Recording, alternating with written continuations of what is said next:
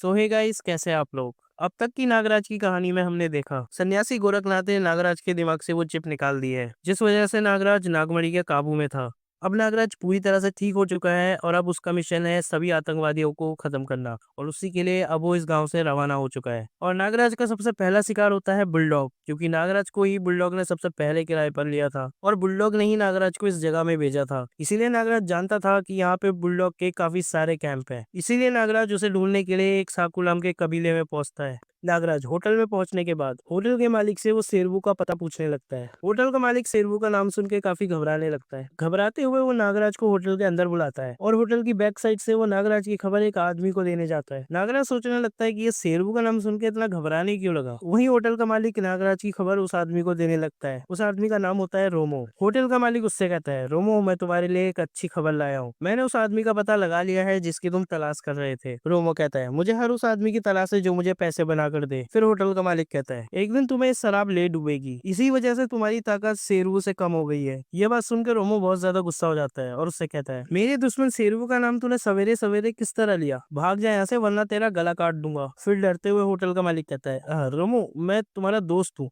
मैं तुम्हें फिर से ताकतवर देखना चाहता हूँ। तुम भूल रहे हो, मैं तुम्हारे लिए खुशखबरी लाया हूँ। रोमो कहता है, मुझे अब बहुत गुस्सा आने लगा है। अब जल्दी बता खुशखबरी क्या है। बहुत दिनों बाद एक आदमी शेरवू की तलाश में यहाँ आया है। मुझे ये वही आदमी लगता है जिसने मंदिर से मूर्ति चुराई थी। रोमो कहता है, तुम्हें कैसे यकीन है कि ये वही आदमी है। फिर होटल मालिक कहता है, वही नाग जैसी आंखें, शेरू ने मुझे उसका हुलिया बताया था। मुझे यकीन है कि ये वही आदमी है। इससे पहले ये शेरू से मिले हमें अपना काम कर लेना चाहिए। रोमो कहता है, जिस आदमी को शेरू तलाश कर रहा है ये खुद उसकी तलाश में है। सबसे पहले ये जानना होगा कि ये वही आदमी है या नहीं। तुम एक काम करो, तुम इसे झागादार में ले आओ। उसके बाद वापस से होटल का मालिक नागराज के पास जाता है और उससे कहता है, चलो मैं तुम्हें शेरू से मिलवाता हूँ। उसके बाद होटल का मालिक नागराज को उस झागादार की जगह में छोड़ देता है। वो नागराज से कहता है, तुम यही ठहरो, मैं से आगे नहीं जा सकता। और रोमो को खबर दे देता है कि मैंने उसे झागा मार के रास्ते छोड़ दिया है। खबर सुनने के बाद रोमो वहां से आने वाले सभी रास्तों को बंद कर देता है। इसके बाद वो नागराज को तेज आवाज लगा के बुलाने लगता है, नागराज, अगर तुम मेरी आवाज सुन रहे हो तो मुझे जवाब दो। नागराज जवाब देता है, हाँ मैं तुम्हारी आवाज सुन सकता हूँ। फिर नागराज की आवाज सुन के रोमो अंदाजा लगा लेता है कि नागराज किस जगह खड़ा है। फिर अचानक से रोमो नागराज के पीछे आके खड़ा हो जाता है, जिसे देख के नागराज हैरान हो जाता है। फिर नागराज उससे पूछता है, क्या तुम शेरवू हो। रोमो उससे कहता है, हाँ मैं ही शेरवू हूँ। नागराज कहता है, पहले मैं तुम्हारी जांच करूंगा, सबसे पहले तुम मुझे अपना हाथ दिखाओ। रोमो का दायां हाथ देखकर नागराज कहता है कि तुम शेरवू के आदमी नहीं हो। बुलडॉग के सभी साथियों के हाथों में एक निशान बना होता है जो तुम्हारे हाथ में नहीं है। ये कहते ही रोमो अचानक से नागराज के ऊपर अटैक कर देता है और कहता है, मैं मास्टर रोमो हूँ, मेरे पूर्वज ताकत की पूजा करते थे और जो मुझे विरासत में मिली है। फिर नागराज कहता है, यह हाथापाई बंद करो और पहले मेरी बात सुनो। तुमने मुझे यहाँ बुलाकर घेरने की कोशिश करी, तुम्हारी मुझसे क्या दुश्मनी है। तुम्हें ये सवाल मुझसे जरूर पूछना चाहिए नागराज। तुम वही आदमी हो ना जिसने मंदिर से मूर्ति चुराई थी, और जिन लोगों के लिए तुमने ये काम किया अभी तक मूर्ति उनके पास नहीं पहुंची है। इसका मतलब वो मूर्ति जरूर तुम्हारे पास ही होगी। फिर नागराज उससे पूछता है, क्या तुम्हारा संबंध शेरू से है। रोमो कहता है, कभी था,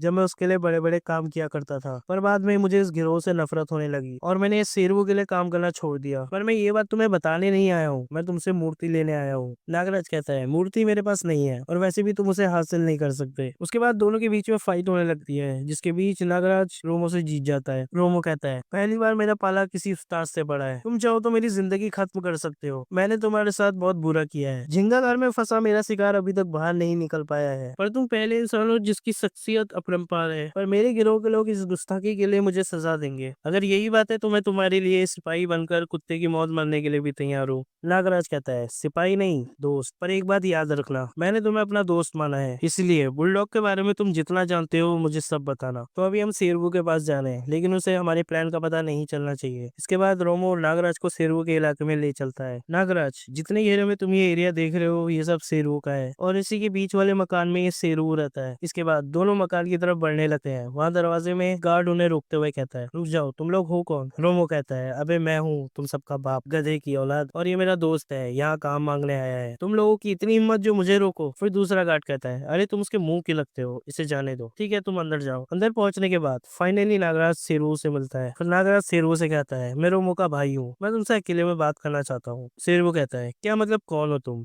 मैं नागराज हूँ। सबूत चाहिए तुम्हें। मुझे इसकी जरूरत नहीं। रोमो यहाँ किसी गलत आदमी को लेकर नहीं आ सकता। शेरवू नागराज को देख के काफी खुश होता है और अपने आदमियों से कहता है, कहता है नागराज के आने की खुशी में जश्न की तैयारी की जाए। फिर दोनों के बीच बातें होने लगती हैं। हम तुम्हें काफी समय से तलाश कर रहे थे, तुम्हें रोमो कहाँ मिला? नागराज कहता है पास के जंगलों में मैं रास्ता भटक गया था, वहीं मुझे रोमो मिला। शेरवू कहता है वैसे वो मूर्ति कहाँ है? नागराज कहता है फिलहाल मैंने वो मूर्ति कहीं छुपा दी है, पर अभी सबसे जरूरी मेरा बुलडॉग से मिलना है, जो तुम मुझे उससे मिला सकते हो। फिर शेरवू कहता है मैं तुम्हारा मैसेज ऊपर हेडक्वार्टर में पहुंचा दूंगा, फिर उसके बाद वहां से जो ऑर्डर आएगा वही माना जाएगा। उसके बाद शेरवू नागराज की खबर अपने हेडक्वार्टर में देने लगता है। उसी दौरान हेडक्वार्टर से जवाब आता है नागराज ने हमारे साथ धोखा किया है, उसे खत्म कर दो। ये बात सुन के शेरवू काफी हैरान होता है। उसके बाद शेरवू अपने आदमियों को चारों तरफ फैलने के लिए कह देता है कि चारों तरफ मोर्चाबंदी कर दो, नागराज यहाँ से बच के नहीं निकलना चाहिए। ये कहते हुए शेरवू को रोमो सुन लेता है और से कहता है क्या? शेरवू कहता है तुम्हें नागराज को मारना होगा, वो तुम पे भरोसा करता है, और वैसे भी मैंने तुमसे बहुत दिनों से कोई काम नहीं लिया है। वैसे आज भी तुम्हारी ताकत उतनी ही है या शराब ने तुम्हें खोखला कर दिया है? शेरवू कहता है अगर तुम नागराज को मार दोगे तो मैं तुम्हें 1 लाख रुपए दूंगा। उसके बाद रोमो नागराज के पास जाता है। रोमो नागराज को मारने की कोशिश नहीं करता, उसे जाकर बताता है कि तुम्हें मारने का ऑर्डर आया है। ये बात सुन के नागराज कहता है ये फैसला कब हुआ? इतनी जल्दी शुरुआत हो जाएगी मुझे पता नहीं था। फिर रोमो कहता है देखो नागराज, तुम मुझे जख्मी करके यहाँ से भाग जाओ, यहाँ से बाहर निकलने का रास्ता मैं तुम्हें बता दूंगा। उसी वक्त अचानक से शेरवू उस कमरे में आ जाता है। तुम हमारी बातें सुन रहे थे? फिर शेरवू कहता है मैं कमरे में रहकर भी तुम्हारी बात सुन सकता हूँ। वो देखो गुलदस्ते में क्या है? माइक्रोफोन। मैंने कच्ची गोलियां नहीं खेली है। मुझे लगा था कि तुम 1 लाख की लालच में नागराज को मार दोगे, उसके बाद जब तुम उस कमरे से बाहर आते तो हम तुम्हें भी मार देते। बहरहाल अब तुम दोनों मरने के लिए तैयार हो जाओ। उसके बाद शेरवू के साथ ही उन दोनों के ऊपर गोलियां बरसाने लगते हैं। उसके बाद नागराज उनके ऊपर सांपों का अटैक करता है और वो देखकर शेरवू वहां से भाग जाता है। उसके बाद नागराज और रोमो भी वहां से भाग पड़ते हैं। उन दोनों के ऊपर गोलियों की बरसातें हो रही थी। उसी दौरान नागराज रोमो से कहता है कि तुम यहाँ से भाग जाओ, मैं उनका ध्यान अपनी तरफ खींच लेता हूँ। रोमो कहता है बॉस मैं पीठ दिखाकर भागने वालों में से नहीं हूँ, मैं भी अपना हुनर दिखाऊंगा। उसके बाद रोमो उस जगह में बड़े बड़े धमाके करने लगता है। नागराज भी उसका साथ देते हुए वहाँ के गुंडों से लड़ रहा होता है। इसी दौरान नागराज शेरवू को भागते हुए देखता है, जिसे नागराज का नाग रोक लेता है। उसके बाद नागराज और रोमो शेरवू को एक सेफ जगह ले जाते हैं। वहाँ नागराज शेरवू को अपनी सर्पीली आंखों से हिप्नोटाइज कर लेता है और उससे बुलडॉग की सारी इन्फॉर्मेशन निकालता है। फिर शेरवू नागराज को बुलडॉग के बारे में सब कुछ बताने लगता है। अगली सुबह नागराज कहता है यहाँ से सबसे पास स्टेशन नंबर 4 पड़ता है। रोमो तुम्हें यहाँ के बारे में पूरी जानकारी है? रोमो कहता है हाँ, यहाँ स्टेशन नंबर 4 पड़ता है जो डुमरी पहाड़ी पर है। दूसरी तरफ बुलडॉग के हेडक्वार्टर में खलबली मच गई थी, तुम मुझे यहाँ मनहूस खबरें देने आए हो? बुलडॉग का एक आदमी कहता है सुपर बॉस, हम आपको भ्रम में नहीं रखना चाहते, नागराज हमारे सभी आइडियाओं पर कहर डाल रहा है। बुलडॉग कहता है और उसका रुख मेरी तरफ है, यही ना? इसके अलावा हमारा एक गद्दार साथी रोमो उसके साथ है, इस तरह तो वो सबको बर्बाद कर देगा। मैं उसकी शक्तियों के बारे में जानता हूँ, वो बहुत ताकतवर है, फिर भी एक ऐसा इंसान है जो उसे रोक सकता है। उसके बाद बुलडॉग नागमणि को वहां से कॉल लगाता है। उसके बाद बुलडॉग नागराज को पूरी सिचुएशन समझाता है। उसके बाद नागमणि अपनी मशीन से नागराज का पता लगाने लगता है। उस दौरान उसे मालूम पड़ता है कि नागराज अब मुझसे आउट ऑफ कंट्रोल हो चुका है, उसका कनेक्शन मेरी मशीन से टूट चुका है, वो आउट ऑफ कंट्रोल हो गया है। नागमणि बुलडॉग से कहता है अपने सभी आइडियाओं को तुम खाली कर दो, नागराज मेरे कंट्रोल से बाहर चला गया है। ये बात सुन के बुलडॉग बहुत ज्यादा गुस्सा होता है और सभी को हेडक्वार्टर खाली करने के लिए कहता है। और इसी दौरान नागराज और रोमो भी हेडक्वार्टर के अंदर पहुंच चुके थे। रोमो का माहौल देखते हुए कहता है इतना ज्यादा सन्नाटा क्यों है इधर? और जैसे ही नागराज और रोमो बिल्डिंग के अंदर एंटर करने वाले होते हैं, वहाँ एक बहुत बड़ा धमाका होता है। उस धमाके की वजह से दोनों एक गड्ढे के अंदर गिर जाते हैं और पूरी बिल्डिंग का मलबा उन दोनों के ऊपर गिर जाता है और यही बन जाती है नागराज की कब्र। इसी के साथ दूसरा एपिसोड भी यहाँ पे खत्म होता है। इसके अगले पार्ट में हम देखेंगे कि नागराज क्या इस मलबे से बाहर निकल पाता है या नहीं। ये एपिसोड 2 है जिसका नाम है नागराज की कब्र। तो अगली वीडियो में मिलते हैं।